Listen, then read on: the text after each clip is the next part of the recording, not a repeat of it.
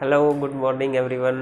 Good morning, good afternoon, good evening, जिस भी time पे आप वीडियो को एक्सेस कर रहे हैं वही आप ले सकते हैं। ठीक है, मेरा नाम अंतिल है, ANTIL अंतिल। और दिक्कत हो जाती है कई बार नाम को समझने में, इसलिए बता देता हूँ। मैं आपको फ़िज़िक्स पढ़ाने जा रहा हूँ। आपकी 11th क्लास का आज फर्स्ट लेक्चर है फ़िज़िक्स का, और ये बस एक इंट्रोडक्टरी लेक्चर रहेगा। आज जस्ट बस जनरल बातें होंगी हमारे बीच, क्योंकि देखिए आपका एक तो सेशन बड़ा लेट स्टार्ट हुआ है कोविड की वजह से, और आई होप कि आप सभी ठीक होंगे। किसी को हुआ नहीं होगा, कोरोना हो गया होगा तो ठीक हो गए होंगे। तो एक तो सेशन अभी सितंबर में जाके लगभग स्टार्ट हुआ है, अगस्त के एंड में। तो इतना लेट, देखिए एक आप साइंस लेके आए, इतना वास्ट फील्ड में अभी आप एंटर करने जा रहे हैं। There is no coming back.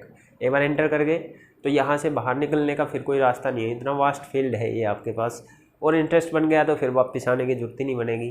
ठीक है, तो इतना वास्ट जो ये सब्जेक्ट था उसके लिए इतना कम टाइम मिला है हमको कि बता नहीं सकते। जैसे ही पहले आपका सेशन जल्दी स्टार्ट होता था तो धीरे धीरे चलते थे, बड़ा डिटेल में सारी चीज़ें करते थे। अभी भी कोशिश करेंगे डिटेल में करने की, पर सिलेबस पूरा करवाना बड़ा मुश्किल हो जाएगा। उस हिसाब से कुछ सिलेबस डिलीट भी किया है, पर मैं इसके अगेंस्ट हूँ डिलीटेड सिलेबस के।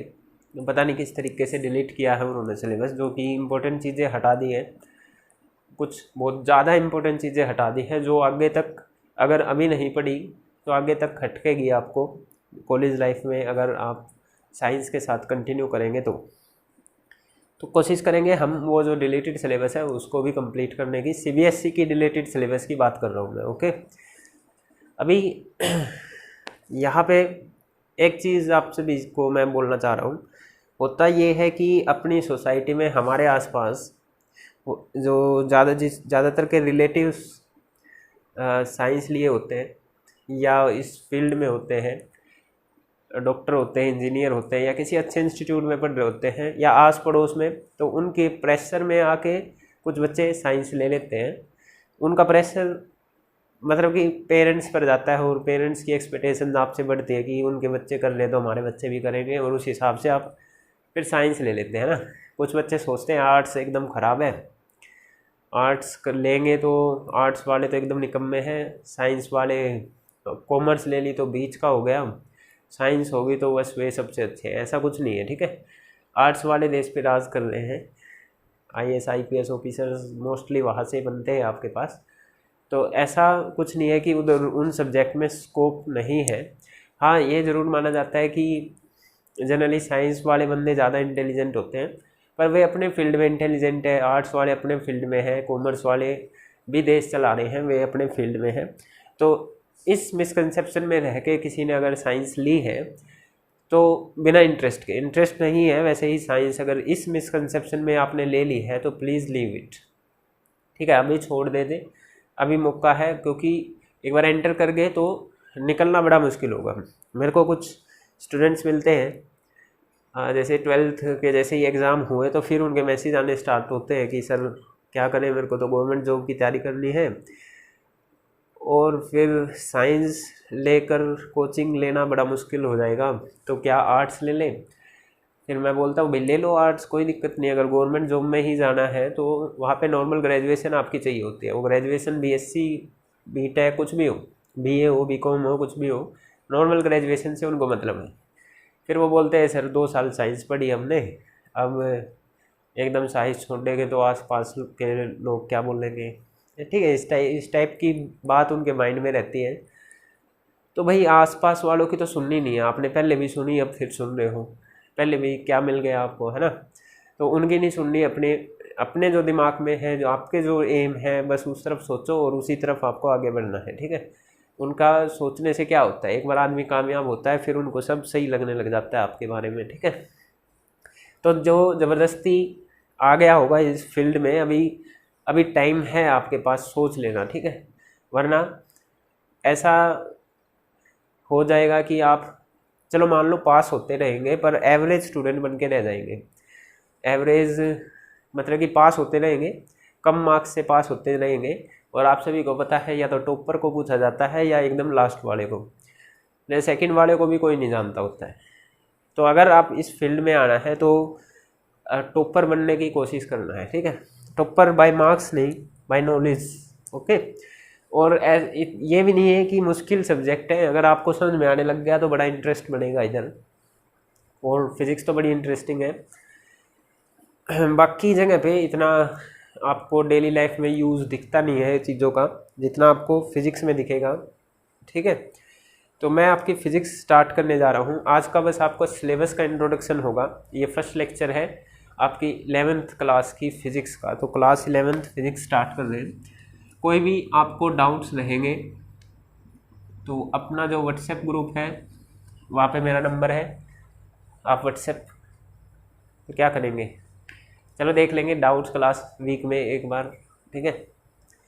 तो क्लास 11th की मैं फिज़िक्स स्टार्ट करने जा रहा हूँ। उससे पहले देखिए, आपने साइंस ली है तो जनरली साइंस का ही इंट्रोडक्शन स्टार्ट होता है स्टार्टिंग में, व्हाट इज़ साइंस। हालांकि एक दिन मैं 10th क्लास का लेक्चर ले रहा था, अपलोडेड भी है यूट्यूब पर चैनल पर, और वहाँ पे डिस्कस किया है कि साइंस क्या है बड़ी डिटेल में, क्योंकि पता तो होना चाहिए ना साइंस। आप लोग भी पढ़ के आए हैं, अभी तक तो साइंस पढ़ के आए ना 10th क्लास तक, बहुत साल पढ़े हैं आपने। तो क्या आप साइंस को डिफाइन कर सकते हैं, ठीक है। आज बस सिलेबस का इंट्रोडक्शन है, ज़्यादा कुछ नहीं होगा आपके पास, ठीक है। पर ये पता होना चाहिए ना, जो कोई चीज़ में आप आगे बढ़ रहे हो तो उसकी एक प्लानिंग होनी चाहिए हमारे पास। तो वो प्लानिंग आज डिस्कस कर रहे हैं एक तरीके से, ओके। तो what is science, anyone. Science देखिए, वैसे तो इसको डिफाइन करना बड़ा मुश्किल है, कुछ चीज़ों को ना तो वर्डिंग्स में लेके आना बड़ा मुश्किल होता है। बहुत सारी डेफिनेशंस है साइंस की। तो जनरली देखिए वर्डिंग में कैसे, जैसे आपको बोल दे कि एक गाय क्या है, गाय काऊ, ठीक है, काऊ क्या होती है, ऐसा पूछ लिया जाए आपसे तो ये तो बोलोगे क्या भाई, क्या पूछ रहे हो, क्या बताओगे, गाय गाय क्या होती है। तो आप क्या करते हो ऐसे टाइम पे, गाय क्या होती है ये बताने के बजाय आप इस चीज़ में ज़्यादा कंफर्टेबल है कि गाय का प्रस्ताव लिखो, है ना, लिखते थे पहले ऐसे उन काऊ, है ना, गाय की 2 आँखें होती हैं, ठीक है, इस तरीके से 4 टांगे, 1 पूँछ, 2 कान, 2 सींग, है ना, इस तरीके से उसकी प्रॉपर्टीज़ बताना आप ज़्यादा वो कंफर्टेबल फील करते हैं। इसी तरीके से साइंस को डिफाइन करना बड़ा मुश्किल है, तो हम घुमा फिरा के इसकी डेफिनेशन लेके आते हैं। तो स्टार्ट कर रहे हैं व्हाट इज़ साइंस। कोई ज़रूरी नहीं है, ये पेपर में आपसे कोई नहीं पूछेगा, पर हाँ कोई वैसे पूछ सकता है कि भाई आपकी क्लास का फर्स्ट टॉपिक क्या, फर्स्ट मतलब बात ही ये आती है कि आपके पास साइंस है। जब आप खुद उस साइंस को ही डिफाइन नहीं कर पाएंगे तो क्या पढ़ रहे हैं भाई आप इस सब्जेक्ट में, है ना। वैसे डेफिनेशन आपको खुद बनानी चाहिए। साइंस की डेफिनेशन जैसे जैसे पढ़ते जाएंगे तो आप खुद भी बना सकते हैं कि आपने इसमें क्या सीखा है, किस चीज़ की स्टडी करी है, दूसरों के डेफिनेशंस को क्यों फॉलो करना है, अपने तरीके से बनाइए, ठीक है। फिर भी मैं आपको गाइड दे रहा हूँ किस रास्ते में आपको सोचना है उस तरीके से, ठीक है। देखिए साइंस क्या है, ये नॉलेज, इतना तो सभी बोल देते हैं साइंस नॉलेज है ना। तो देखिए ये नॉलेज है जो ह्यूमन बीइंग ने, मतलब आदमियों ने, इंसान ने अपने बारे में, अपने आसपास के बारे में जितनी भी चीज़ें हैपनिंग हो रही है, कुछ भी जो भी चीज़ हो रही है उसके पीछे क्या रीज़न है, कोई चीज़ क्यों हो रही है, ठीक है। मतलब कोई कुछ भी काम हो रहा है, हम बोल रहे हैं तो आवाज़ कैसे आपके पास पहुंच रही है, आवाज़ निकल भी कैसे रही है, आप उसको समझ कैसे पा रहे हैं, आपके दिमाग में जाके क्या सेंसेशन हो रही है, दिमाग का स्ट्रक्चर कैसा, दिमाग कैसे वर्क करता है, आदमी के हाथ पाँव अंदर का क्या सिस्टम है, बीमारियां वगैरह, बहुत जितनी भी नॉलेज आपको दिखती है आसपास, फ़ोन से वीडियो कैसे रिकॉर्ड हो रही है, मार्कर से लिख कैसे रहे हैं, लाइट ये जो ऊपर ट्यूब जली हुई है ये कैसे जली हुई है, इलेक्ट्रिसिटी कैसे बनती है, हर चीज़ में क्यों लगता चला जाए तो आपके पास बहुत सारी नॉलेज, अगर आप उसका आंसर जान पाए, उसके पीछे के रीजंस, उन सब चीज़ों के रीजंस साइंस में ही छिपे, अगर वे रीजंस आप जान पाए तो वही साइंस है। तो ऐसा नहीं है कि आप बचपन से ही सारी चीज़ें सीख गए होंगे, है ना। तो हर चीज़ आपको सिस्टेमेटिक वे में दी जाती है, एकदम से आपको छोटे से को ही गाड़ी चलाना नहीं सिखा दिया जाता है। आप पहले साइकिल सीखते हैं, धीरे धीरे फिर बाइक पर आते हैं, फिर गाड़ी, इस तरीके से एक प्रोसेस होता है। एकदम से आप मतलब हायर मैथमेटिक्स नहीं सीख गए हो, आप पहले छोटा मोटा जमा घटा गुणा ये करना सीखते हैं, फिर आप जाके हायर अलजेब्रा में आप पहुंचते हैं ना। तो एकदम से तो कुछ भी नहीं, आपको स्टेप बाय स्टेप सारी चीज़ें सिखाई जाती हैं। इसी तरीके से आप आदमी ने जो ये नॉलेज गेन करी है ना, वो आपको एकदम थोड़ी बता दी जाती है। आपको बस पैदा होते ही ये नहीं बता दिया गया कि भाई अर्थ है आपके पास, ये जो आपके पास 8 प्लैनेट्स है, पहले तो 9 होते थे ना, अब 8 प्लैनेट्स है, ये सन इस दिशा में उगता है, इस दिशा में छुपता है, क्यों, ठीक है, क्यों चांद जो मून है आपके पास निकलता है छुपता है, क्यों सन निकलता छुपता है, क्या शुरू में ही बता दिया गया था क्या? ये नहीं ना, धीरे धीरे चीज़ें बताई गई थी। क्यों कोई चीज़ नीचे ही गिरती है, इस तरीके से बहुत सारी चीज़ें हैं। एकदम से कुछ भी नहीं बताया गया, आपको सब कुछ स्टेप बाय स्टेप सिखाया जाता है। इसी तरीके से आदमी ने जो नॉलेज गेन करी ना अपने आसपास, जितनी भी आपकी अभी तक की साइंस बनी हुई है, वो ऐसा नहीं कि एक आदमी ने बना दी। जितने बहुत पहले से ही साइंटिस्ट या दार्शनिक फिलोसफर्स लगे हुए हैं, ठीक है, अब वो उन्होंने कैसे कैसे किया, उन्होंने या तो एक्सपेरिमेंट किए या फिर उन्होंने थ्योरी दी। एक्सपेरिमेंट या प्रैक्टिकल बोल लो, या तो उन्होंने एक्सपेरिमेंट करके वे नॉलेज गेन करी है या फिर थ्योरेटिकल वे में वो नॉलेज गेन करी है।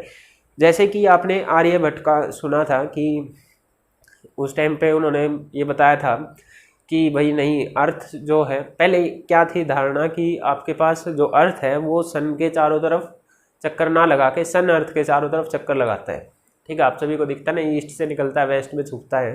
तो पहले ये सोचा जाता था कि सन निकलता है, सन घूमता है अर्थ के चारों तरफ, अर्थ रुकी हुई है, ठीक है। कोई भी छोटा बच्चा जिसको इस बात की नॉलेज नहीं है, वो तो यही देखेगा ना कि भाई हम तो ऐसे ही हैं, रोज सन ईस्ट से निकलता है वेस्ट में जाता है, तो यही प्रोसेस हो रहा है, तो वो तो यही बोलेगा ना सन मूव कर रहा है, अर्थ मूव नहीं कर रही। तो पर बाद में अपने आर्यभट्ट ने बताया था कि नहीं भाई, अर्थ तो मूव कर रही है, सन आपका रेस्ट पे है, बाकी प्लैनेट्स मूव कर रहे हैं, सन आपका रेस्ट पे है। तो उस टाइम पे वो एक्सपेरिमेंटली इस चीज़ को प्रूव नहीं कर पाया था, तो उसकी बात किसी ने माननी भी नहीं। वेस्ट वाले वैसे ही चिढ़ते हैं हमसे, तो चिढ़ते हैं या थे, जो भी है, हमारी साइंस बहुत एडवांस थी पहले, अभी भी है, मतलब टैलेंट तो बहुत भरा पड़ा है इंडिया में, पर यही वही पॉलिटिशियंस, ये सब पॉलिटिक्स वगैरह चल रही है, तो जो टैलेंटेड बंदे हैं उनको आगे आने नहीं दिया जा रहा है, या बहुत सारा टैलेंट दब के रह जाता है, वही तो इस चीज़ पे डिस्कस नहीं कर रहे हैं। Okay,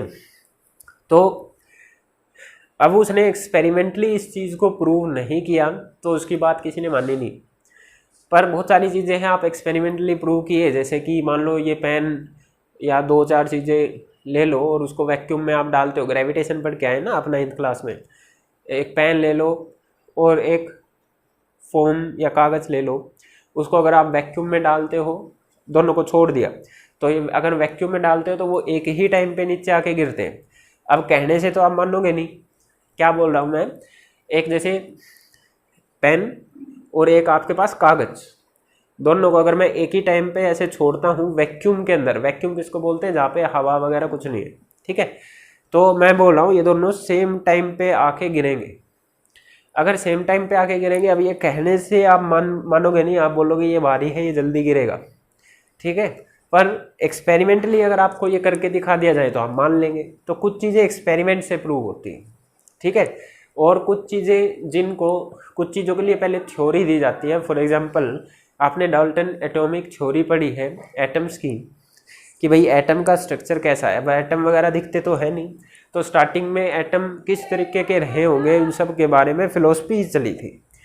Bohr model, Rutherford model, ठीक है, रदरफोर्ड मॉडल तो आप सभी ने अल्फा पार्टिकल स्कैटरिंग वाला पढ़ा है, जिसमें एक्सपेरिमेंट ही तो किया था उसने।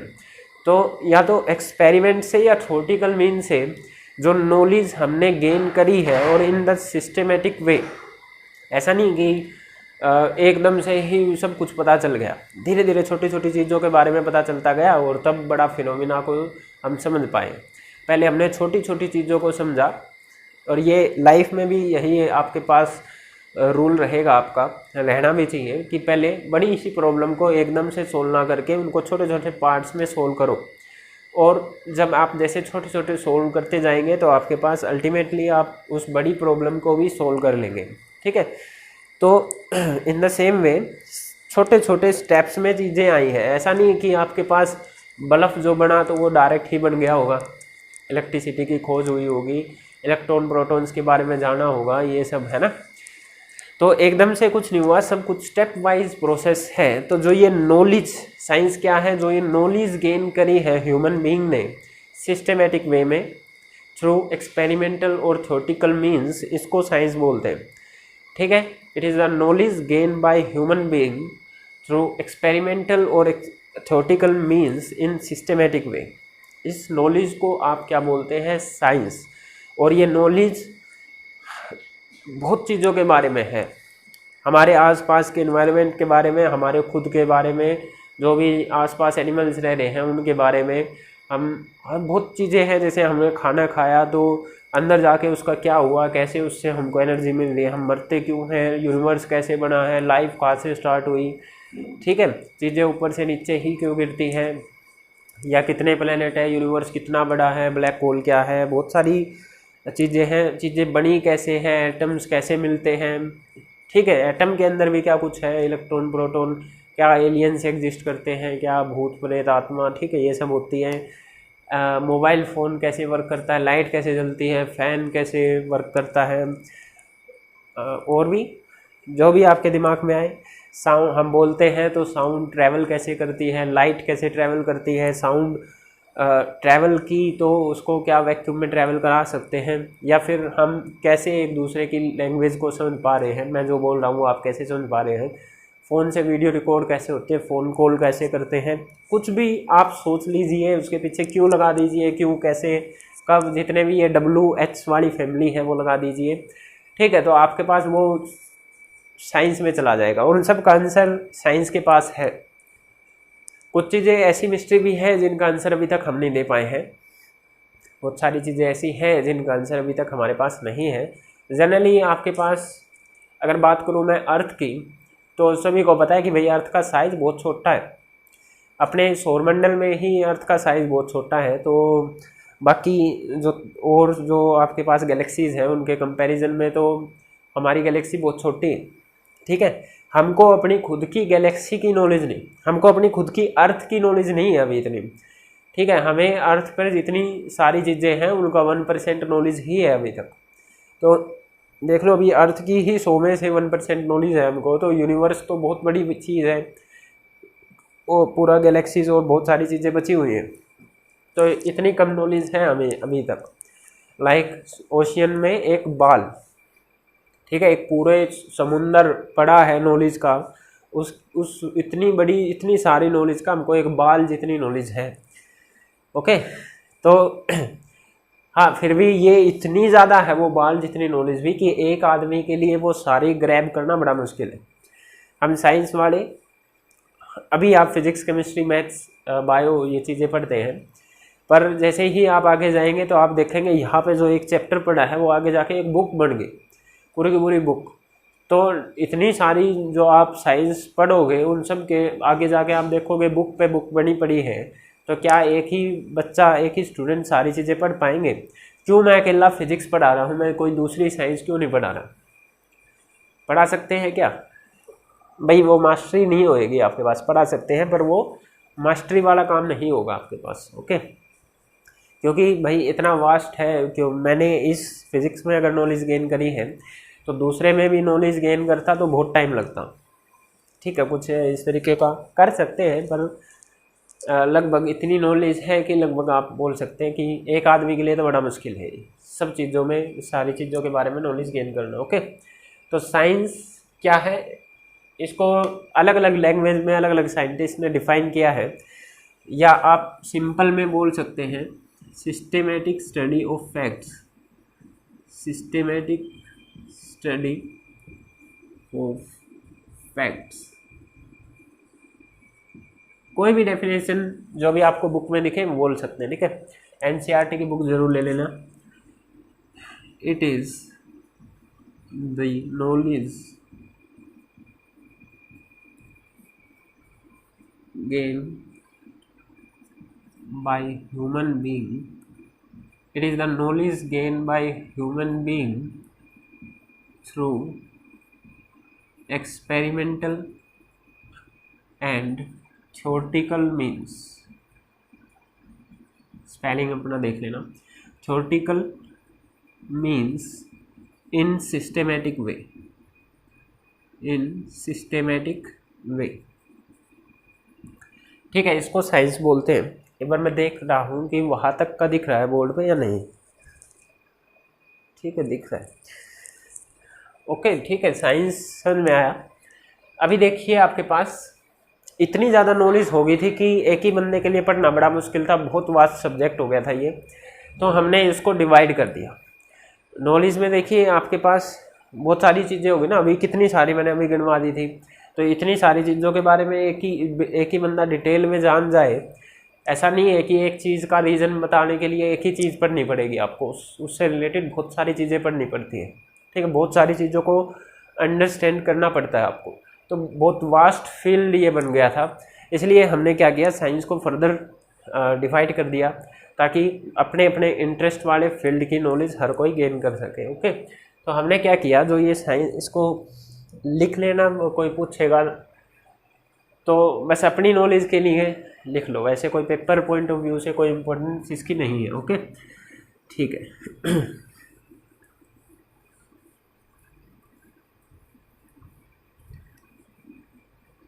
अब हमने क्या किया, साइंस को फर्दर डिवाइड कर दिया और ये कुछ इस तरीके से डिवीजन रहा। साइंस ऑफ लिविंग थिंग्स हमने अलग कर दी, science of living things. Living things तो सभी को पता है ना, जिंदा चीज़ें, खाना पीना जो अपना खुद करती है ना। Science of non living things, science of non living things. यहाँ पे तो आप समझ गए होंगे, आपकी बायोलॉजी की बात हो रही है, बायोलॉजी, फर्दर उसके पार्ट जूलॉजी वगैरह है ना।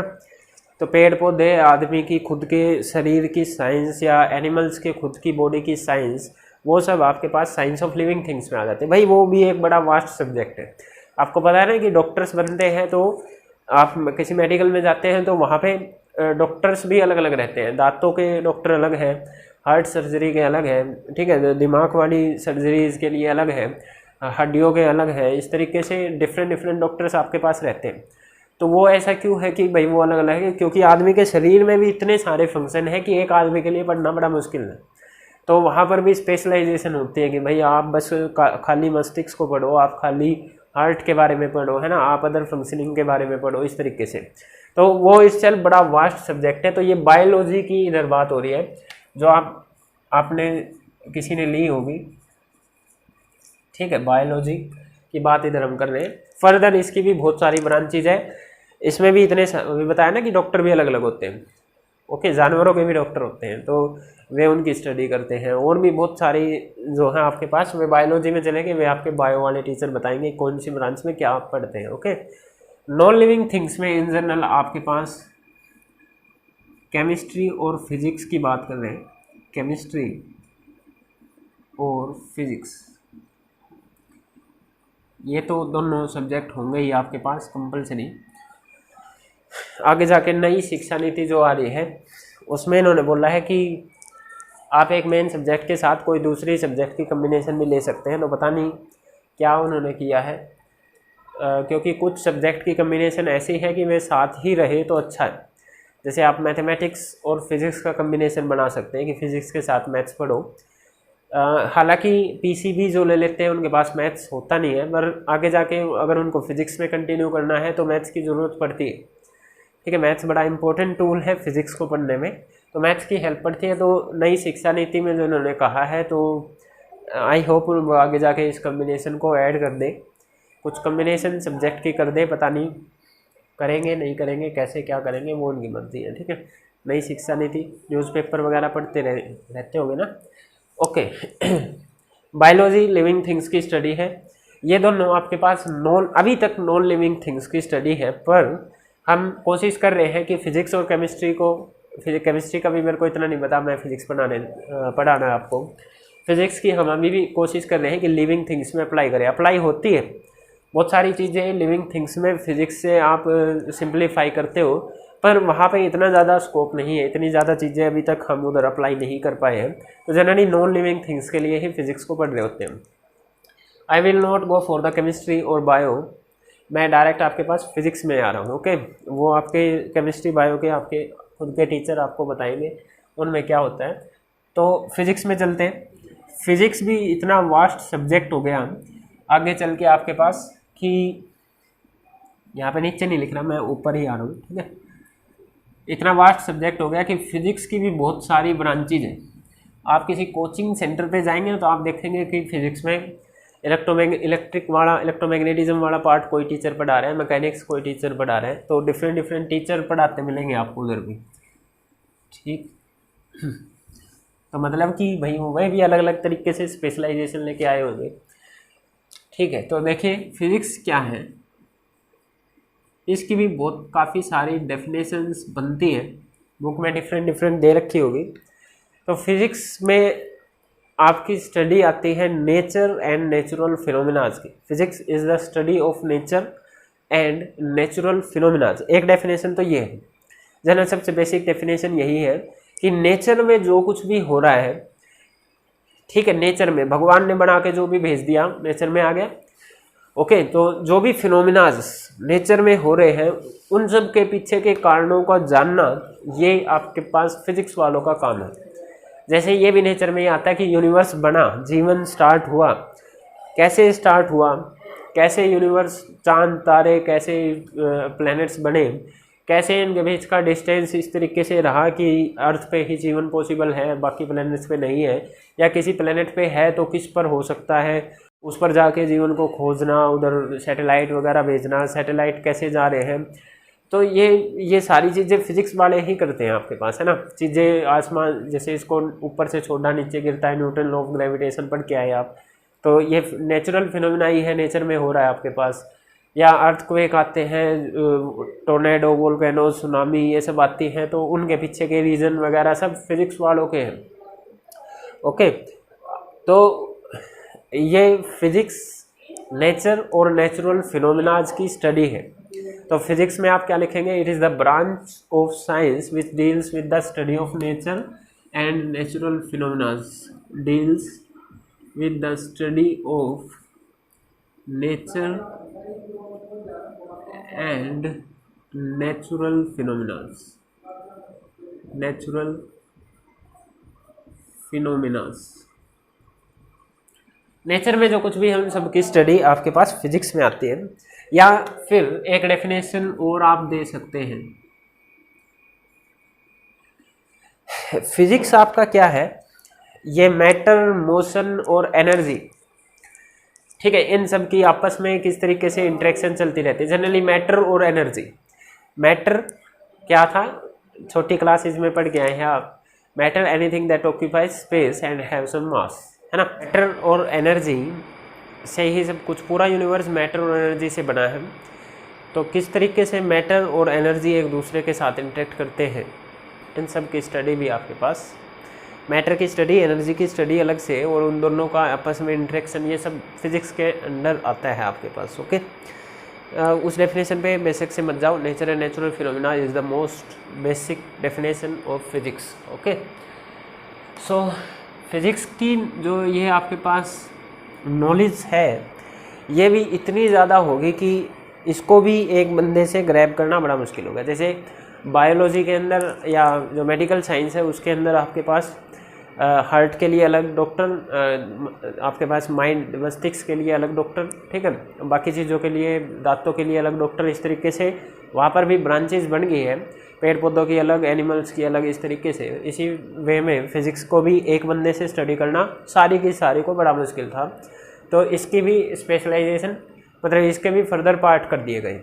ओके, तो सबसे फिज़िक्स के पार्ट्स में हम देख रहे हैं, जो बिल्कुल स्टार्टिंग में जो फिज़िक्स थी, जिसको न्यूटोनियन मैकेनिक्स भी बोलते हैं, जो न्यूटन ने बनाई थी इन जनरल, उसको आप बोलते हैं, 2-3 पार्ट्स जनरली किए गए फिजिक्स के। One of them is classical physics, one of them is classical physics, ठीक है।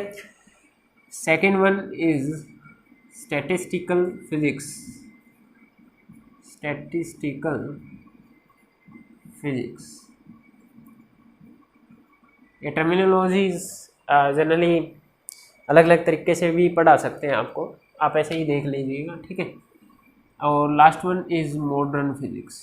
कुछ लोग बस ये बताते हैं क्लासिकल और मॉडर्न फिजिक्स दो पार्ट्स में बटी, स्टैटिस्टिकल को क्लासिकल में ऐड कर देते हैं लास्ट में, वो भी आप कर सकते हैं, दोनों ही ठीक है, ठीक है। क्या करते हैं स्टैटिस्टिक, बस फिजिक्स के दो पार्ट करते हैं, क्लासिकल और मॉडर्न, और स्टैटिस्टिकल को क्लासिकल में ऐड कर देते हैं। मैं इसको अलग से बता देता हूँ, ओके। तो देखिए क्लासिकल फिजिक्स कौन सी वाली है, ये उस टाइम की फिजिक्स है जिस टाइम पे हमारे पास एक्सपेरिमेंट करने के लिए ज़्यादा चीज़ें नहीं थी, ठीक है। उस टाइम की फिजिक्स है जिस टाइम पर हमारे पास एक्सपेरिमेंट करने के लिए ज़्यादा चीज़ें अवेलेबल नहीं थी, तो due to the lack of experimental apparatus भी हम ज़्यादा कुछ छोटी चीज़ों को, ऐसी चीज़ों को स्टडी नहीं कर पाए जिनको आप ऑब्जर्व नहीं कर पा रहे हैं, जैसे कि एटम, इलेक्ट्रॉन, प्रोटॉन, न्यूट्रॉन या न्यूक्लियस के अंदर क्या क्या चीज़ें हैं, ये इतनी छोटी चीज़ें होगी कि आपके पास उस टाइम पे इनको स्टडी करने के लिए कुछ भी नहीं था। या फिर बहुत दूर की चीज़ें जैसे दूसरे प्लैनेट्स या ब्लैक होल वगैरह या यूनिवर्स, दूसरी गैलेक्सीज वगैरह को देखना, टेलीस्कोप वगैरह अगर नहीं थे तो वो चीज़ें भी बड़ी एक्सपेरिमेंटल अपरेटस की कमी की वजह से रह गई थी आपके पास। अगर उस टाइम पे होती तो वो चीज़, इस चीज़ को भी स्टडी कर सकते हैं। तो ये उस टाइम की फिजिक्स है, बहुत पुराने टाइम की, पर ये अभी भी बड़े ऑब्जेक्ट्स की स्टडी में एकदम वैलिड है। ऐसे ऑब्जेक्ट्स की स्टडी में जहाँ पर आपके पास ऑब्जेक्ट स्लो चलते हैं, मतलब लाइट की स्पीड से स्लो चलते हैं। लाइट की स्पीड कितनी, 3 लाख किलोमीटर पर सेकेंड है ना, तो 3 लाख किलोमीटर पर सेकेंड उससे स्लो चले, जैसे आपके पास गाड़ियाँ चल रही हैं 60 kilometre per hour, 100 kilometre per hour, ऐसी स्पीड, ठीक है। तो या तो स्पीड कम हो और बड़े ऑब्जेक्ट हो, तो इस टाइप की चीज़ों की स्टडी के लिए अभी भी क्लासिकल फिजिक्स एक उतनी ही वैलिड है जितनी अपने टाइम पर ये हुआ करती थी, ठीक है। ऐसा नहीं है कि ये पुरानी हो गई तो ये गलत है, ऐसा नहीं है कि ये आपका बेस है और ये ठीक है सारी की सारी, ओके। कुछ चीज़ें कोई एक्सप्लेन नहीं कर पाई थी तो उनको एक्सप्लेनेशन के लिए ये दूसरी वाली फिजिक्स आ गई थी आपके पास। तो क्लासिकल फिजिक्स आपके पास क्या है, इसके अंदर क्या करते हैं, study of macroscopic particles, study of macroscopic particles या ऑब्जेक्ट्स। मैक्रो का मतलब होता है लार्ज, तो लार्ज बड़े पार्टिकल्स की स्टडी आपके पास क्लासिकल फिजिक्स के अंदर आती है। बड़े पार्टिकल्स कैसे, जैसे कि आपके पास ये मार्कर हो गया, मतलब 1-2 मिलीमीटर से आपके पास बहुत बड़ा बड़ा साइज़, ठीक है, प्लैनेट्स का, सन का, तारों का इतना बड़ा बड़ा साइज़, और कुछ मिलीमीटर, फ्यू मिलीमीटर से लेके इतने बड़े बड़े साइज़ तक की चीज़ें आपके पास क्लासिकल फिजिक्स के अंदर उनकी स्टडी आती है। जैसे आपको बोला गया ये पेन गिरता है तो इसकी वेलोसिटी क्या रहेगी गिरने की, ये क्यों गिर रहा है, अर्थ सन के चारों तरफ घूम रही है तो क्या रीज़न है, ग्रेविटेशन फोर्स जो उसका रीज़न है। तो ये सारी चीज़ें बड़े बड़ी चीज़ों की स्टडी कर रहे हैं आप। गाड़ी चलती है तो इंजन में ऐसा क्या वर्क हो रहा है, ठीक है, इंजन ने ऐसा क्या किया कि गाड़ी चल रही है आपके पास। तो इन सब चीज़ों की स्टडी आपके पास क्लासिकल फिजिक्स के अंदर आती है। मैग्नेट की प्रॉपर्टी या इलेक्ट्रिसिटी, ये सब क्लासिकल फिजिक्स के अंदर आती है, ठीक है। बड़े पार्टिकल्स की स्टडी, मैक्रोस्कोपिक पार्टिकल्स की स्टडी क्लासिकल फिजिक्स के अंदर आती है। मॉडर्न फिजिक्स जो है ये स्टडी ऑफ माइक्रोस्कोपिक पार्टिकल्स है। माइक्रोस्कोपिक मतलब स्मॉल, माइक्रोस्कोपिक का मतलब है स्मॉल। इसके अंदर आप क्या पढ़ते हैं, जैसे एटम, एटम के अंदर न्यूक्लियस और भी छोटा, न्यूक्लियस के अंदर इलेक्ट्रॉन, प्रोटॉन, न्यूट्रॉन, मेसॉन, बायोन्स, बहुत सारी चीज़ें, बहुत सारे पार्टिकल्स, सब एटॉमिक पार्टिकल्स उसके अंदर रहते हैं। तो उन सब की स्टडी आपके पास मॉडर्न फिजिक्स के अंदर है। वे बहुत ही स्मॉल साइज़ के चीज़ें हैं जिनको आप आंखों से नहीं देख पाते हैं, ओके, जिनका अभी तक ये भी नहीं पता है वे पार्टिकल है या वेव है, ठीक है।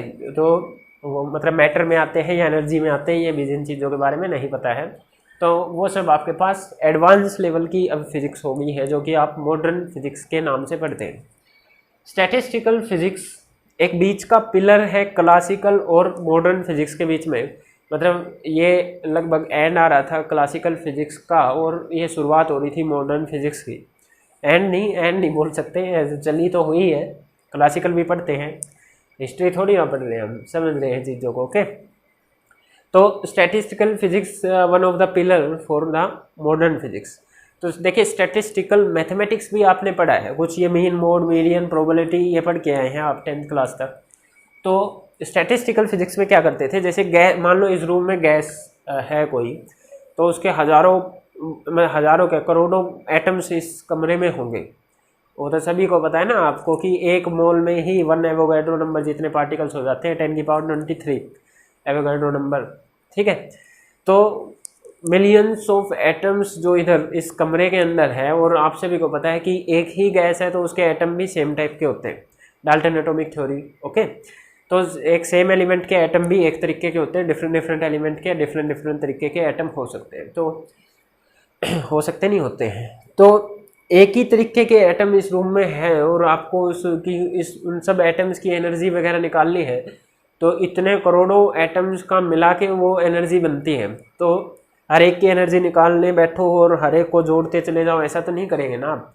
तो आप यहाँ पे प्रोबेबिलिटी की हेल्प लेते हैं, कौन सा पार्टिकल किस टाइम पे कहाँ होगा, ठीक है, ये सब चीज़ें प्रोबेबिलिटी की हेल्प लेते हैं। तो आप इसमें स्टैटिस्टिकल जो मैथमेटिक्स है उसकी हेल्प से चीज़ों को पढ़ते हैं, एवरेज आउट करके चीज़ों को पढ़ते हैं, ठीक है, प्रोबेबिलिटी वगैरह की हेल्प से। तो यहाँ पे पार्टिकल का साइज एटम या मॉलिक्यूल्स की बात हो रही है, तो इनसे तो थोड़ा छोटा ही है पर उनसे बड़ा है। तो बीच के जो साइज रह गए आपके पास उनकी स्टडी स्टैटिस्टिकल के अंदर में आते हैं। तो यहाँ पे हम अप्लाइड स्टैटिस्टिक जो मैथ है उसकी हेल्प लेते हैं। इससे कोई ज़्यादा मतलब अभी नहीं लिखना हमने, ये आपका ग्रेजुएशन में जाके आप पढ़ेंगे। ओके, ठीक है। इसके बाद क्या किया, जो फर्दर इन फिजिक्स को भी सब डिवाइड कर दिया गया। देखो एक्चुअली में हुआ क्या था, मैं ये वीडियो रिकॉर्ड कर रहा था और यहाँ तक मैं पढ़ा चुका था और मैंने जाके देखा तो वीडियो बंद पड़ी थी, तो इस चीज़ को मैं दोबारा रिकॉर्ड कर रहा हूँ। तो इसलिए मैं बीच बीच में जाकर देखता रहूँगा कि वीडियो चल रही है या नहीं चल रही है। उसको एडिट करना बाद में बड़ा मुश्किल है, अभी तक चल रही है। तो मेरी अभी एडिटिंग वगैरह इतने ज़्यादा कर नहीं सकते ना, बहुत टाइम लगता है उन सब चीज़ों में। अब कोई मैं प्रोफेशनल यूट्यूबर तो हूँ नहीं, बस अपने स्कूल वाले बच्चे पढ़ते रहे इसीलिए लगे हुए हैं। ओके, जो बच्चा यहाँ तक इस वीडियो को कंटिन्यू कर पाया है, जो यहाँ तक लगातार इस वीडियो को देख पाया है, वो साइंस में बेसिक से कंटिन्यू कर सकता है। इसका मतलब ये है कि उसका इंटरेस्ट ज़रूर है पढ़ने में, है ना। और जो अभी तक में ही बोर हो गया है, हालांकि बोर अभी बस वैसे ही चल रहा है, इंट्रोडक्शन चल रहा है, तो 1-2 लेक्चर और देख लें, वो कोशिश कर लें। अगर आपका इंटरेस्ट नहीं बन पा रहा है तो आप साइंस को छोड़ सकते हैं, ठीक है, क्योंकि ये डिपेंड करता है यहाँ से वापस कहीं आगे जाके वापस इधर मुड़ के आना बड़ा मुश्किल होगा। तो वाइज अपना डिसीजन अच्छे से सोच समझ के लेना है कि आपको साइंस में कंटिन्यू करना है या नहीं। मैं ये नहीं बोल रहा कि मुश्किल सब्जेक्ट है, इंटरेस्ट बनेगा तो बड़ा मज़ा आएगा, ठीक है। आपके बहुत सारे एम होंगे, तो किसी के प्रेशर में कोई डिसीजन नहीं लेना है हमको, ठीक।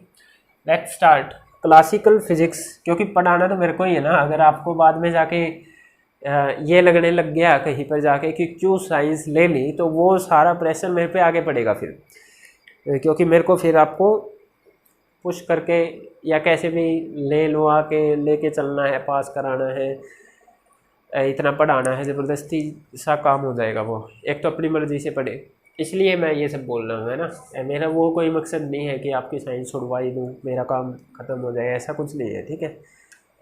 ओके, तो क्लासिकल फिजिक्स को फर्दर डिवाइड किया गया, या फर्दर इसकी भी बहुत सारी ब्रांचेज हैं।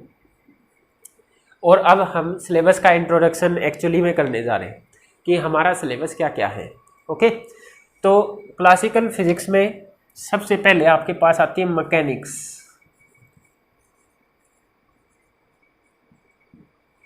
मैकेनिक्स आपकी 11th क्लास लगभग सारी मैकेनिक्स ही है, ठीक है। क्लास मैकेनिक्स में आपके पास क्या पढ़ते हैं आप, मैकेनिक्स में आप चीज़ों के जैसे मोशन क्यों हो रहा है, उनके पीछे के रीज़न क्या है, कौन सा फोर्स उस चीज़ के लिए जिम्मेवार है। मैकेनिक्स के अंदर आप बॉडीज़ के मोशन के बारे में पढ़ते हैं, मैक्रोस्कोपिक की बात हो रही है क्लासिकल में सब कुछ, ठीक है। तो मैक्रोस्कोपिक पार्टिकल्स का मोशन हो रहा है, उस मोशन की स्टडी करनी है। वो मोशन किस वजह से हो रहा है, कौन से फोर्स इसके लिए जिम्मेवार हैं, इन सारी चीज़ों की स्टडी आपके पास मैकेनिक्स के अंदर आती है। दोबारा से चीज़ों के मोशन की स्टडी मैकेनिक्स के अंदर आती है, और वो मोशन के लिए क्या क्या चीज़ें जिम्मेवार है, क्यों वो मोशन कर रही है, ठीक है, कितनी देर में कहाँ पहुँचेगी, अभी ये यहाँ पे है तो नेक्स्ट कितनी देर में फ्यूचर में ये कहाँ पे होगी, ये सब आपको स्टडी करना, ठीक है, ये मैकेनिक्स के अंदर आता है। जैसे मान लो एक इस पेन को मैं ऐसे बता दिया कि मैंने 50 मीटर पर सेकंड से फेंका, तो 2 सेकंड बाद ये किधर होगा, 3 सेकंड बाद किधर होगा, कितनी दूर जाके गिरेगा, ठीक है। फिर इसमें किस फोर्स की वजह से आगे गया, तो मैंने कौन सा फोर्स लगाया, इस पर कितना फोर्स लगाया, कैसे वो फोर्स लगाया, ठीक है। ये सब, इन सब चीज़ों को मिला दिया जाए और स्टडी करें आप, हर एक फैक्ट को असल से स्टडी कर लें, तो ये मैकेनिक्स के अंदर आता है। तो mechanics is the study of motion of the objects and the cause of that motion, that is force. Force, किस फोर्स की वजह से मोशन हुआ और मोशन किस तरीके का है, ठीक है, इन सब की स्टडी आपके पास मैकेनिक्स के अंदर आती है। मैकेनिक्स भी आपके पास एक्चुअली में 2 तरीके की है, क्लासिकल मैकेनिक्स, ठीक है, और दूसरा आपके पास क्वांटम मैकेनिक्स। मैकेनिक्स भी 2 तरीके की है, पर क्वांटम मैं उधर बताऊंगा, ओके। तो यहाँ पर मैकेनिक्स के अंदर आप क्या लिखेंगे, study of motion of objects and their and the cause of motion and the cause of motion. ये सब स्टडी आपके पास मैकेनिक्स के अंदर आती है, ठीक है। और आपके पास जो पहली 5 यूनिट है वो आपके पास मैकेनिक्स की ही है, ठीक है। और सिलेबस इंट्रोडक्शन कर लेंगे, तो चीज़ों के मोशन के बारे में, मोशन किस वजह से हो रहा है, किन फोर्सेस की वजह से हो रहा है, उन फोर्सेस की स्टडी, ये सब आपके पास मैकेनिक्स के अंदर आती है। मैकेनिक्स के फर्दर 3 पार्ट हैं। एक आपके पास स्टैटिक, एक आपके पास काइनेमेटिक्स, और एक आपके पास डायनेमिक्स। और ये जो 3 जो मैंने ब्रांच बताई है, ये आपके पास यूनिट 1 to 5 आपकी कवर करते हैं, ठीक है। पहली आपके पास सिलेबस में टोटल 10 यूनिट है, और एक यूनिट में, यूनिट और चैप्टर है 15, यूनिट 10 है, चैप्टर 15 है, ठीक है।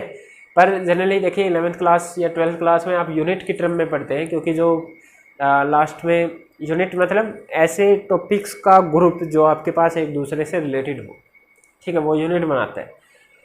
तो जो जो कंसेप्ट रिलेटेड हो गए उनको एक यूनिट बोल दिया जाता है, ठीक है। तो यहाँ पे देखिए क्या रहेगा आपके पास, 1 या 2 चैप्टर मिलके एक यूनिट बनाते हैं। जनरली डिफरेंट है हर जगह पे, कहीं पे 2 चैप्टर एक यूनिट बना रहे हैं, तो कहीं पे 1 ही चैप्टर एक यूनिट हो जाता है। तो वो देख लेंगे, उसमें नहीं जाएंगे। आपके पास टोटल 10 यूनिट है, 15 चैप्टर है, ठीक है। तो पहली 1 से लेके जो 5 तक यूनिट है वो अभी सितंबर तक कवर हो जाती थी, पर आपका तो सिलेबस ही अब स्टार्ट होने जा रहे हैं, तो बिल्कुल आप, हाँ, हम लोग बिल्कुल पीछे हुए हैं, ठीक है। तो पहली 5 यूनिट आपके पास इसके अंदर आएंगी, ओके। स्टैटिक क्या है?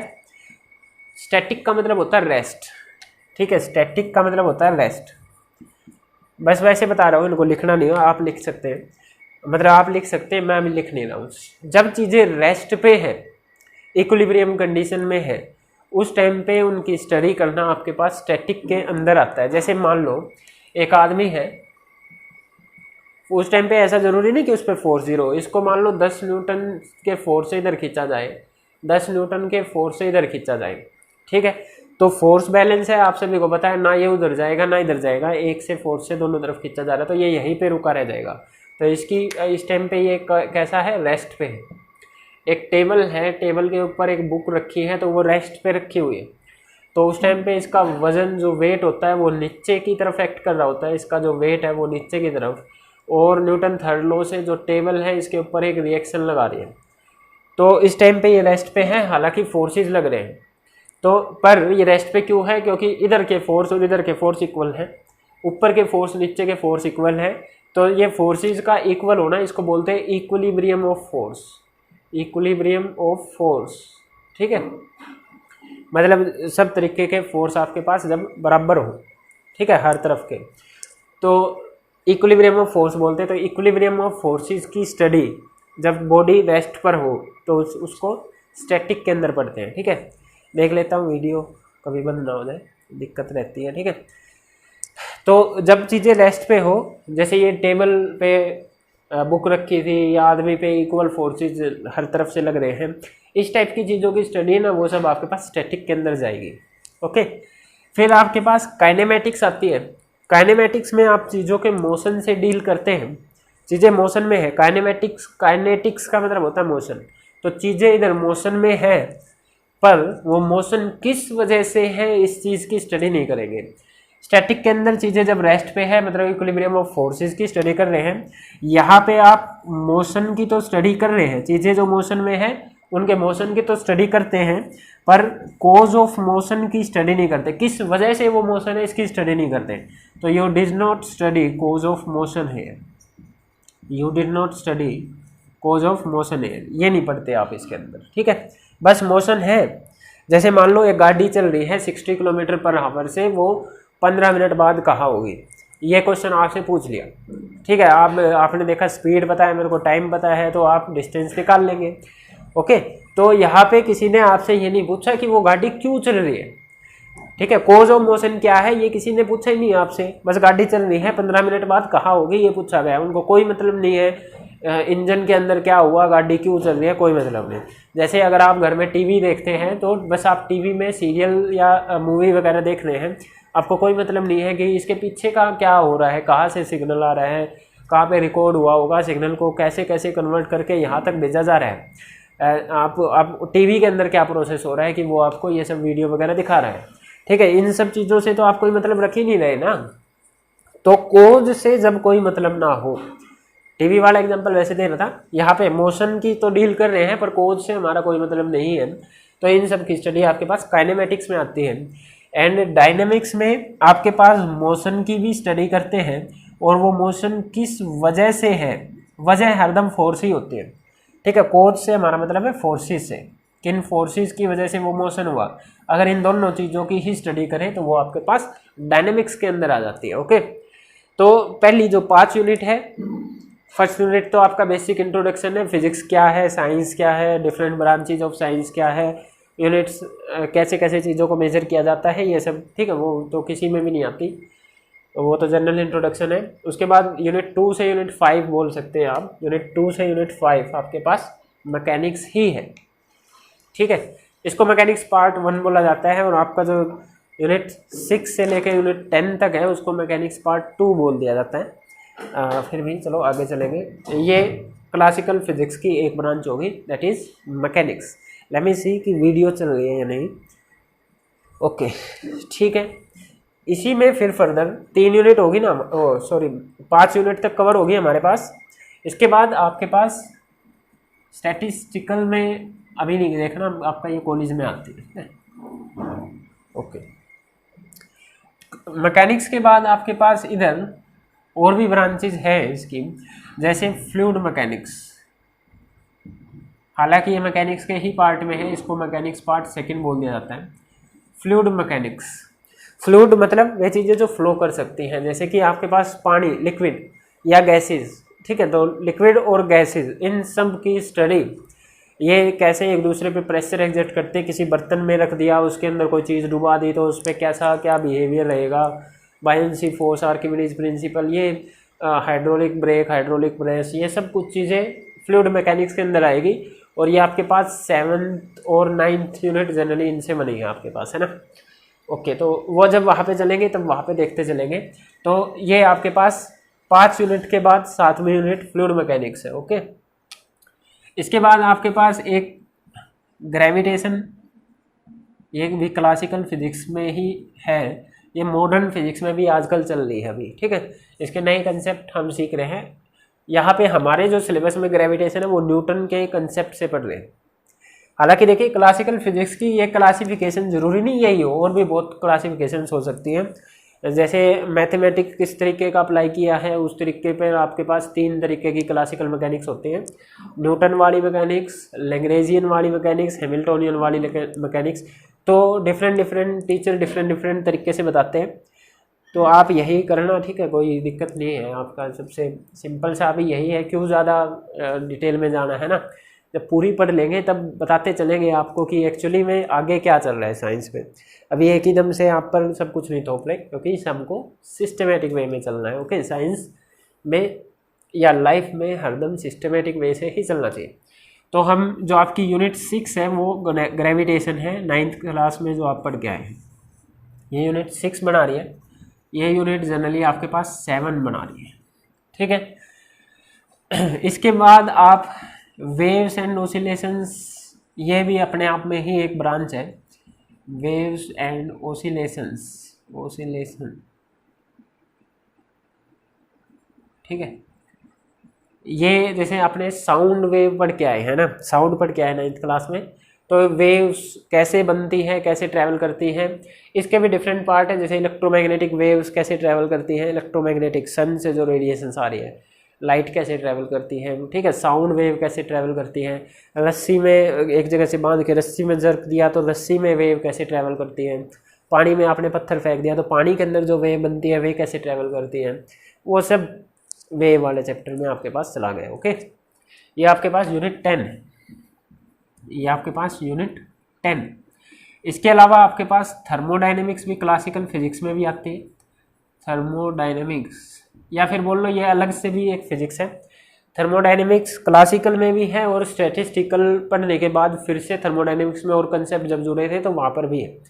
तो थर्मोडाइनमिक्स में ये आपके केमिस्ट्री में भी है ये यूनिट, इधर भी है थर्मोडाइनमिक्स। थर्मो का मतलब होता है हीट, ठीक है, डायनेमिक्स मतलब मोशन एक तरीके से। तो हीट का डिफरेंट फॉर्म ऑफ एनर्जीज में एक दूसरे में चेंज होना, ठीक है। हीट जो एनर्जी है उसका वो कैसे ट्रेवल करती है एक जगह से दूसरे जगह पे, कैसे डिफरेंट फॉर्म ऑफ एनर्जीज में उसको बदला जा सकता है, किन लॉज के बेसिस पे वो चलती है, ये सब। तो थर्मोडाइनमिक्स आपकी यूनिट 8 बना रही है, थर्मोडाइनमिक्स आपके पास यूनिट 8 बना रही है, और कुछ पार्ट इसका 7th यूनिट में भी है, ठीक है। हीट से रिलेटेड कुछ पार्ट आपका 7th यूनिट में भी है। जैसे फ्लूइड मैकेनिक्स है, ऐसे ही सॉलिड्स की भी मैकेनिक्स होती है, तो इसको 8 ही कर लो, ठीक है। एक जो 9th यूनिट है वो काइनेटिक थ्योरी ऑफ गैसेस है, जो कि आपके पास एक तरीके से स्टैटिस्टिकल फिजिक्स का पार्ट है। कुछ इंट्रोडक्शन है, क्या है, kinetic theory of gases, kinetic theory of gases. तो ये आपके पास यूनिट 9 है, यूनिट 9, और ये आपके पास स्टैटिस्टिकल फिजिक्स का ही थोड़ा सा पार्ट है, वरना आप इसको क्लासिकल में भी गिन सकते हैं। ओके, इसके अलावा आपके पास देखिए, ये तो आपका 11th क्लास का हो गया सिलेबस। इसके अलावा देखिए आपके पास क्लासिकल फिजिक्स में ही ऑप्टिक्स आती है। जैसे आप 10th क्लास में पढ़ के आए हैं लेंसेज के बारे में, लाइट के बारे में, रिफ्लेक्शन रिफ्रैक्शन के बारे में, ठीक है। लाइट के डिफरेंट फिनोमेनाज की स्टडी ऑप्टिक्स के अंदर आती है। तो ऑप्टिक्स भी एक क्लासिकल फिजिक्स की ब्रांच है, हालांकि अभी इसको मॉडर्न फिजिक्स से भी पढ़ा जा रहा है। ओके, इसके अलावा क्लासिकल फिजिक्स में ही इलेक्ट्रोमैग्नेटिज्म भी आता है, ये क्लासिकल फिजिक्स की नेक्स्ट ब्रांच है, ये नेक्स्ट ब्रांच है इलेक्ट्रोमैग्नेटिज्म। इलेक्ट्रिसिटी और मैग्नेटिज्म पढ़ के आए ना आप 10th क्लास में, इलेक्ट्रिक फिनोमिना और मैग्नेटिक फिनोमिना, तो इन सब की स्टडी भी आपके पास किस में आती है, क्लासिकल फिजिक्स में ही आती है। ओके, तो ये दोनों टॉपिक जो है आपके पास ऑप्टिक्स और इलेक्ट्रोमैग्नेटिज्म, ये आपके पास क्लास 12th में जाके पढ़ेंगे। क्लास 12th में इलेक्ट्रोमैग्नेटिज्म पहली 5 यूनिट कवर करता है, 6th यूनिट ये कवर करता है, ठीक है। और उसके बाद फिर बस जितना भी आपका 12th का जो बचेगा वो मॉडर्न फिजिक्स के अंदर आता है। तो मॉडर्न फिजिक्स आपकी 12th क्लास से स्टार्ट होगी, यहाँ 11th में कोई रोल नहीं, ठीक है। आई होप ये जनरल इंट्रोडक्शन आपके सिलेबस का 10 यूनिट है, 15 चैप्टर है। 15 चैप्टर में कहीं पे किसी यूनिट में 2 चैप्टर आगे जैसे इस तरीके से डिस्ट्रीब्यूट है। और बता दिया कि पहली 5 यूनिट मैकेनिक्स के अंदर, 7वीं यूनिट इधर फ्लूइड मैकेनिक्स में आ गई, 6ठी यूनिट ग्रेविटेशन में आ गई, 10वीं यूनिट वेव ऑसिलेशन में, 8वीं यूनिट थर्मोडायनेमिक्स में, 9वीं यूनिट इधर काइनेटिक थ्योरी ऑफ गैसेस में। तो ये डिफरेंट वेटेज रहेगी पेपर के हिसाब से। पर पेपर का विषय क्या करना है ना। ओके ठीक है, थोड़ा सा उसको मॉडर्न फिजिक्स को भी देख लेते हैं आज। बस मेरे को ये सिलेबस इंट्रोडक्शन ही करना था आपका, है ना। क्लासिकल का ही एक पार्ट और बनता है, that is relativistic physics. Relativistic physics, ठीक है। रिलेटिविस्टिक का मतलब होता है जब चीज़ें लाइट की स्पीड के आसपास स्पीड से चलने लगे। लाइट की स्पीड है 3 लाख किलोमीटर पर सेकंड, एक सेकंड में 3 लाख किलोमीटर जाना। तो उसके आसपास की स्पीड से अगर कोई ऑब्जेक्ट चल रहे हो, जैसे छोटे पार्टिकल्स की होती है ऐसी स्पीड, इलेक्ट्रॉन की, प्रोटॉन की, ठीक है, तो उन सब की स्टडी आपके पास रिलेटिविस्टिक फिजिक्स में आती है। और जनरली इतनी ज़्यादा स्पीड से ज़्यादातर चीज़ें चलती नहीं हैं, तो अगर नहीं चलती हैं तो, और अगर चलती भी है तो उनकी स्टडी बड़ी मुश्किल होती है। तो जनरली थ्योरेटिकल ये फिज़िक्स है। कुछ लोग इसको क्लासिकल का पार्ट बोलते हैं, तो कुछ लोग इसको मॉडर्न फिज़िक्स में भी यूज़ करते हैं। तो क्लासिकल में, क्लासिकल का एंड बोल सकते हैं इसको। एक कोशिश करी गई थी क्लासिकल फिज़िक्स में ही ये चीज़ें जब लाइट की स्पीड से चले तो किस तरीके से उनकी मैटर और एनर्जी का आपस में इंटरेक्शन चलता है, इस चीज़ को स्टडी करने का। ओके, ये अपने आप में एक फ़िज़िक्स है, इसका यूज़ उधर मॉडर्न फिज़िक्स में भी होता है। मॉडर्न फिज़िक्स आपकी 12th क्लास में जाके इसका इंट्रोडक्शन आएगा। और इसमें जनरली देखिए, वैसे मॉडर्न फिज़िक्स में आप पढ़ते हैं जैसे क्वांटम फिज़िक्स, क्वांटम मैकेनिक्स भी बोलते हैं, मैकेनिक्स का ही एक पार्ट है ये। मैकेनिक्स फिर से वही है, मोशन और उनके कोज की स्टडी, ठीक है। Quantum physics, atomic and molecular physics, atomic and molecular physics, या फिर आपके पास एक और nuclear and particle physics, nuclear and particle physics. यहाँ पे आपके पास बड़े क्योंकि बताया था ना मैंने, मॉडर्न फिज़िक्स आपके पास माइक्रोस्कोपिक पार्टिकल्स की स्टडी है, छोटे पार्टिकल्स की स्टडी है ना, इलेक्ट्रॉन, प्रोटॉन, न्यूट्रॉन। तो एटम वगैरह की तो इधर आ गई, किस तरीके से एनर्जी के साथ में इंटरेक्ट करते हैं एटम या मॉलिक्यूल्स डिफरेंट सब्सटेंस के।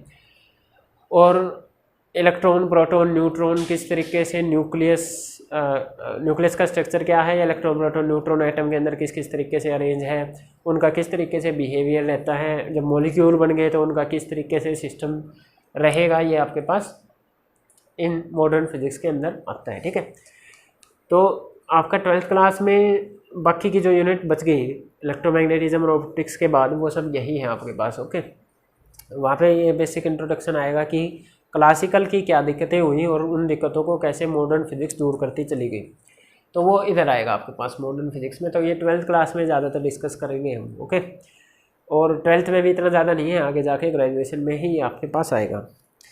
किसी भी बच्चे को कोई डाउट हो तो वो कमेंट सेक्शन में बता सकता है। मेरा नाम एक बार मैं फिर से बता देता हूँ, लास्ट में मेरा नाम अंतिल है, ठीक है। और हम सब मिलकर फिज़िक्स सीखने वाले हैं।